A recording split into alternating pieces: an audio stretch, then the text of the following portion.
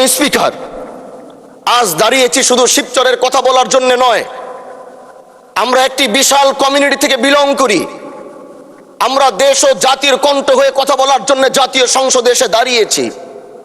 আমাদের সংসদ ওই পাশে যারা রয়েছেন তারা শুধু মনে করেন যে আমরা শুধু তাদের বিরোধিতার জন্য দাঁড়িয়েছি। বিরোধী দল মানে শুধু বিরোধিতা করা নয়, সরকারি দল যদি ভালো কাজ করবে, বিরোধী দলের মঞ্চে দাঁড়িয়েও তাদের প্রশংসা করতে আমরা বিন্দু পরিমাণ দ্বিধা করব না।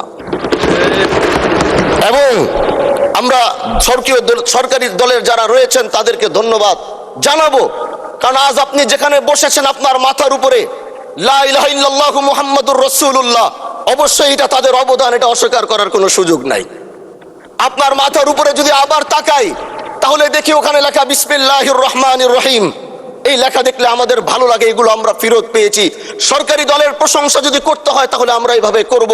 যখন তাদের প্রশংসা করা দরকার আমরা দাঁড়িয়ে প্রশংসা করব, যদি তাদের কোনো ভুল দিকে সেটা দাঁড়িয়েও এই বেঞ্চের থেকে আমরা তাদের প্রতিবাদ করব। এটাই আমাদের কাজ, মাননীয় প্রধান।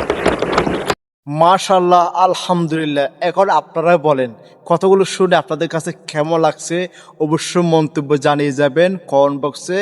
পারলে আজকের এই ভিডিওটা অন্যকে দেখার জন্য সুযোগ করে দিতে পারেন আপনার একটি শেয়ারের মাধ্যমে। সত্যি খুবই অসাধারণ কথাগুলো বলল সরকারি, দলীয় এবং মন্ত্রীদেরকে উদ্দেশ্য করে। বিসমিল্লাহ লা ইলাহা ইল্লাল্লাহু মুহাম্মাদুর রাসূলুল্লাহ কালিমা নিয়ে আসলে খুব সুন্দর ব্যাখ্যা দিলেন।